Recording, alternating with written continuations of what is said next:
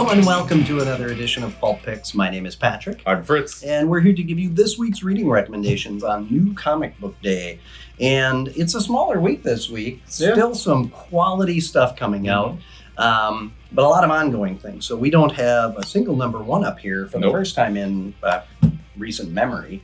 What do you got for us this week, Fritz? Yeah, so I've got Detective Comics. Let me make sure I've got the number here right. 1087. We are nearing the end of Ram V's tenure on the book. If you haven't been reading it, you should have been. But so yeah, like at this point, we're at the kind of the end game of the whole conflict between Batman and his allies versus the Ograms. They're trying to they've got this weird reality engine thing that they're trying to warp all of Gotham to be subservient to them.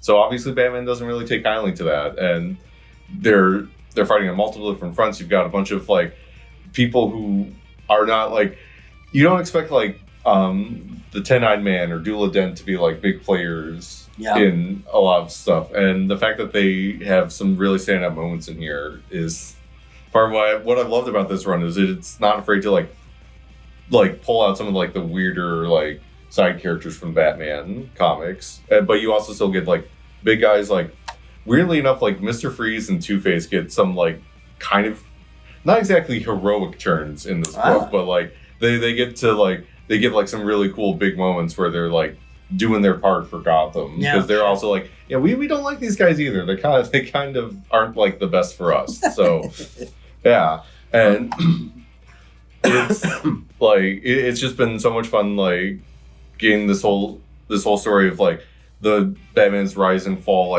trying to recontextualize himself, get back to the roots of what his mission is supposed to be about, protecting people and everything. And it's been a great ride. I love one of the things that the series has been doing this whole time is they've had always these fun little backup stories where different writers and artists have got to come in and contribute little stuff here and there. This one focuses on Azrael and Nightwing. They don't really like each other too much.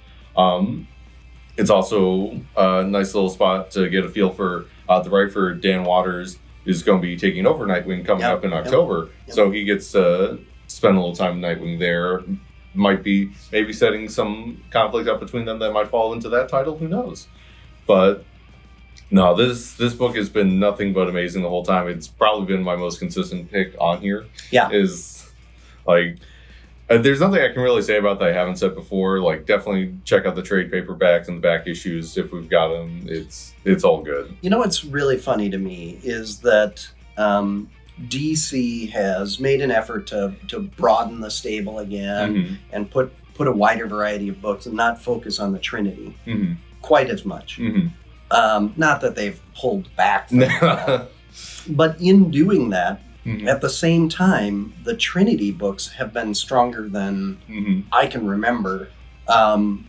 Superman and Action, both having good followership and people really enjoying them. Batman and Detective, same thing. And then Wonder Woman, she doesn't have Sensation going right now, but Wonder Woman's one of the top books that DC's putting out now.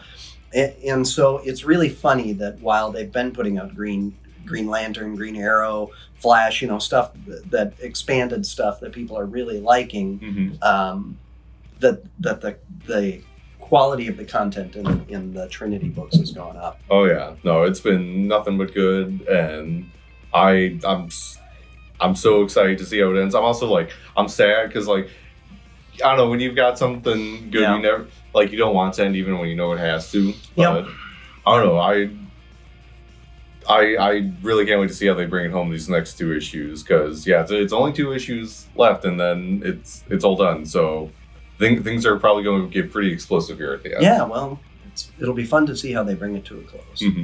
Yeah, but speaking of things that are being brought to a close... Yeah, well, we're getting closer to a resolution on Blood Hunt, and Moon Knight, or Vengeance of Moon Knight, has been a driving factor in that. So I went with issue number 7.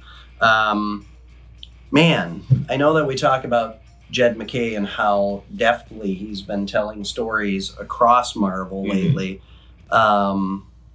So if you've been reading Blood Hunt, the beginning of this book is no surprise. We get a little bit extra, small spoiler alert for people who are behind on the series. But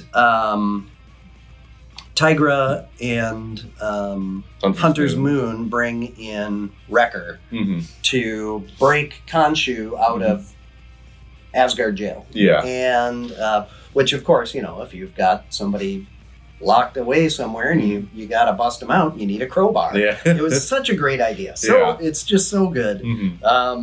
It's one of those things that it's so simple, you feel dumb for not realizing that was a good solution. But anyway, so he breaks them out, and, in that there is a reunion between Tigra and Mark Spector, right? And the way that they handle that in this one, as opposed to in Blood Hunt, so good. So good. Because, Blood Hunt, we kind of see that. We kind of get more of the aftermath of what happens here. So, and then we go from there. And then that's where the book, I won't go too far into what's going to happen next, because you're going to want to read that. But if you read Blood Hunt, you got that already. Yeah. Jed McKay is doing such a good job of figuring out how to give the characters a voice that feels both authentic to the character, but also,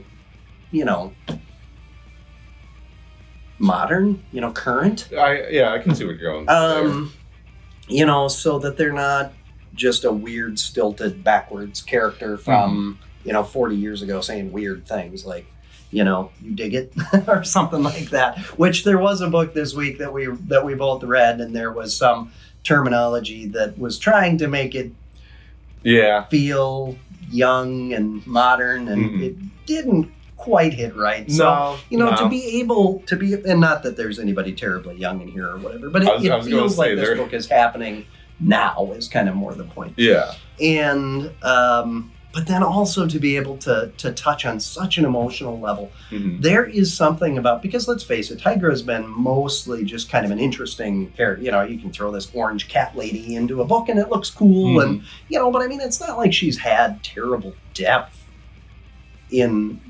she's kind of not much utilized character. She'll get like spotlights in certain runs, but then as soon as those runs are done on whatever the book is, she just kind of fades back. Yeah, she's not of the profile of, say, She-Hulk or Captain America or Iron Man. Yeah.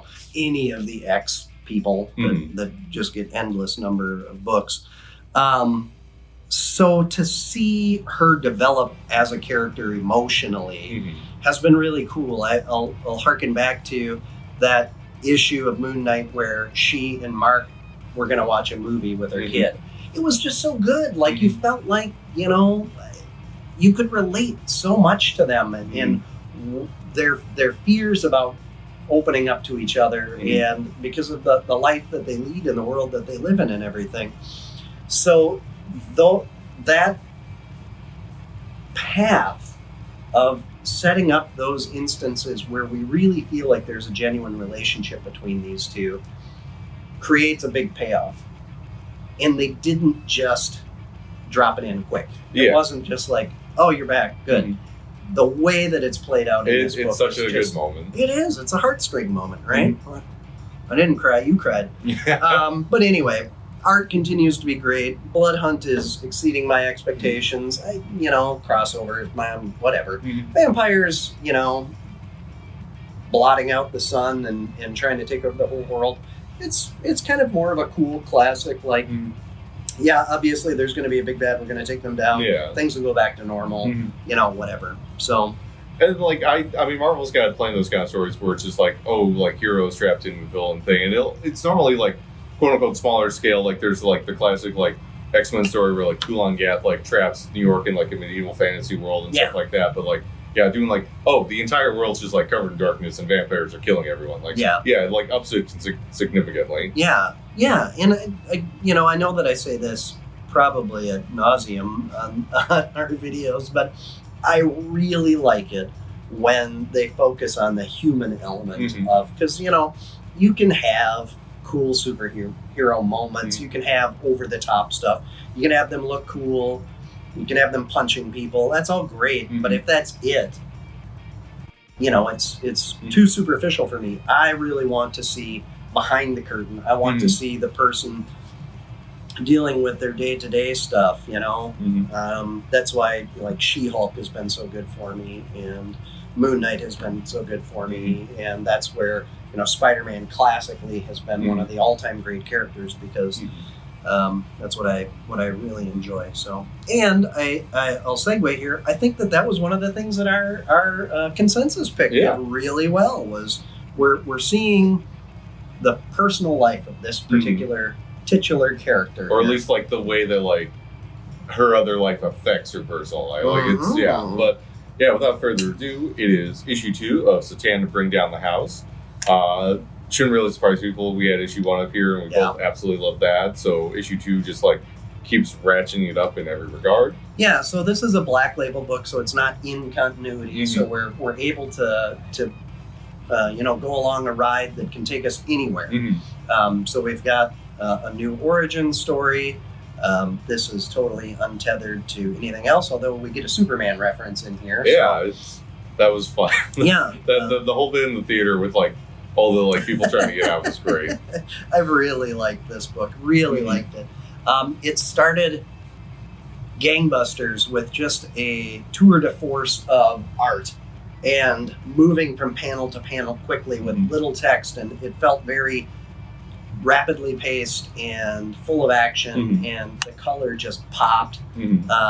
But yeah, the creative team on this is just hitting on all cylinders. Oh yeah, no, it like, because I don't remember if I mentioned this last time, but like it was like, I don't know if this works for some of our viewers, but if you know the Vince McMahon meme where it's just like him get like more excited as it goes down, like, because you see it's like, ooh, new Zatanna book, ooh, Mariko Tamaki's writing, ooh, Javier Rodriguez is like each layer gets better and better, and it's just like this issue. So this issue, if you read the first one, it starts where we left off with like, oh hey, there's a demon attacking everyone in this theater, so we've got to deal with that. But Zatanna's like, I don't do magic, like that's not me. I'm just a magician. Don't I?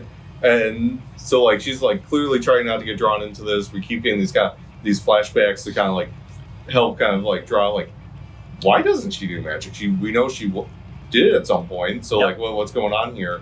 And we get that. We get some more background, like what like her family past is like, what some of the other like magical groups out there are up to, and it's just it's almost shocking like how much they fit in here without it, because it never feels overstuffed. Like no, it feels like just like the perfect amount of everything. Yes, yeah, she is. Being very Alice in Wonderland like. She's being taken down the rabbit hole, and you're not sure how much she knows about what's down the rabbit hole. She is claiming she knows little about it. She knows a bit, but she doesn't want to know, and she's not going to get involved. And that has set up a very interesting dynamic. Thematically, this book is hitting. The whole creative team is coming together and has such good chemistry on this one. I'm really enjoying it. If you missed issue number 1, we've got a couple copies left. Give it a try, because especially if you're looking for one of those that you can just read this book. I don't want to pick up something that's going to tie into a larger DC universe, or that's going to end up, being a big investment in future time or whatever. This is a limited series, and it's siloed. So. It's also incredibly funny. Like the bit at the end when they're like where like she's like, my condo isn't crappy. And she's like, I've seen your condo. It's pretty crappy. Yeah, I hate you. It's so good. The whole interaction between her and the stranger, not the one you're probably thinking of, but like I love it. Like there's just some good back and forth there. Yeah, it's excellent. Well, I know that it was, again, as we said, a slightly smaller week, but I'm sure that you had other books that you enjoyed. What else made the list? Oh boy. So we got the last issue of the first arc of Feral, the cute animals having horrible things happen to them series that I've had up here. 20 Fleets. Yep. Yeah, so issue 5 is the end of the first arc. They're taking a month break and then coming back in September. This book is great. I really can't wait for us to get the trade paperbacks in so I can recommend them to people, and then them look at me like, why would you tell me to read this? Yeah. Bad things happen to cute animals. Yes. Like that was good. I've got a reprint of issue 1 of Ultimates in if you missed out on that, so definitely grab that. I believe we still got copies of issue 2 if you want to grab those. Actually, I was able to get a hold of a first print variant yet too. Nice. First prints are more your jam. Mm-hmm. We also, for our Turtles fans out there, this is the start of the new ongoing for them. Yes. I think we've only got like one normal copy and then a couple variants. Yeah, we've got some variants. We had a bunch of people sign up there at the end, so if you want to get yours, like, come and get them. I'm sure they're probably going to do a second printing, but they will absolutely do a second printing. Mm-hmm. I did put in, when I saw how many pre-orders we had after the cutoff date for ordering it, I did put in an additional order that's dependent on what they have in stock. I don't know, 50-50 at this point, but I'm trying. But if I can't get first prints, there should be a second printing, I would think, But come and grab what we got while we got it, so. Yeah. I don't know, what about you, Pat? Well, yeah, NYX came out. I like the writing team of Lansing and Kelly. So it was, again, we talked about this a bit with X-Men #1. Was that last week or 2 weeks ago? It's kind of setting the table, so it's a transitional book. Post Krakoa, what's going to be happening? We're introducing the characters, and basically we're putting the pieces on the chessboard in this issue. So, and like I'm curious because I think they've said that like most issues, at least like the first arc, are going to like be very focused on like a specific character. Like this issue is very much like the Miss Marvel issue. Right. Next issue is going to be the Wolverine issue. And I do love what they're trying to do here with like addressing like what its mutant community after the fall of Krakoa. Like what does it mean for like them to like interact with each other now that they don't have what they used to. And there's a lot of friction over people's different takes on that. Even people that are friends or allies are not agreeing on what post Krakoa should look like and how Krakoa should be remembered, or if Krakoa was just more of an idea and less of a place, and it's not time to write it off yet. Kind of an interesting concept. I thought it was really interesting how many people are connected so closely to Emma Froster in this book. It's going to be really interesting to see how that all plays out too. So, I mean, long time character with a lot of duality in there. So not a huge surprise, but it is going to be interesting. The Void Rivals. Rivals continues to be awesome. The Energon universe is absolutely one of the best things. It is looking at, to get into the dirty financial side of things, looking at comic book periodical sales across the board in trade reports and so forth. If I just take out what I project as Energon universe sales across the industry, without Robert Kirkman picking that up and really giving it a big boost, I think periodical sales are down considerably. Marvel's holding in. DC, I think, is putting out a better quality product this year than they have recently, but their sales are kind of lagging behind on a national level. But that Energon universe stuff is just gangbusters right now. So, and it's what we're approaching the year mark. Yeah. Right. So, so it's sustained a lot of that, which just really doesn't happen in comic books. It's a very roller coaster like effect on sales. So yeah. Well, be sure to like, follow, subscribe, leave comments. We've been having fun interacting with people. Also, share the link and get other people that that are interested in comic book reviews. It's 20-30 minutes a week. It's not too much to invest in, but our viewership has been growing again, and we're really enjoying it. Most important, get out to your local comic shop, whether that's us or if you're in a different area, if that's somebody else. and support the comic book industry, because you're not going to keep getting these great books if there's no financial support for them. And stop into the store and chat with us, because we love chatting with everybody in person as well. And be on the lookout this weekend. It is San Diego Comic-Con, and they're going to be announcing a bunch of new stuff. We already know DC's got a panel tomorrow where they're going to be going into a lot more of their all-in relaunch and their Absolute Universe line of books. Some really interesting creative teams on books that have already been announced, but I'm very excited to see what else there's going to be. And then last but not least, it's the sale is ending rapidly here. We're in the last week of the comic book sale here. So 50% off dollar issues, 20% off regular back issues, and 10% off wall books. It's been a great sale. Rob spent a great deal of time yesterday restocking the dollar books. So even if you've been in and dug through them, we've been restocking them as we go. And I've been actively buying inventory through this whole process as well. So we've got some fresh stuff that we've just kind of fast-laned into the dollar book inventory. So comics for 50 cents a piece, I mean, you can't beat that. I mean, we had a guy in yesterday, first time in, got $30 books, because it was just hey, this is a good way to just kind of get a feel for what you like. Yeah, well, and we also had a regular customer who's here multiple times a week who picked up $100 books, digging through it. Even though he digs through that section regularly, he found a whole bunch of stuff that either was on the bubble for him before or was new in that inventory. So there's definitely something for everybody in there. But we will be back next week, and we will have more picks, because there's always something good to read every single week. And until then, enjoy the reading. Yay! Do we say bye now? Now we say goodbye. That was the end. Okay.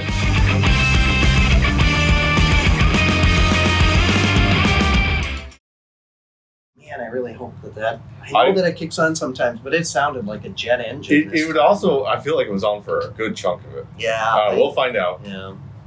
If this one just sounds worse for whatever reason, it's not our fault. Blame air conditioning. Yeah. I mean, we can't really. What keeps us alive here sometimes. But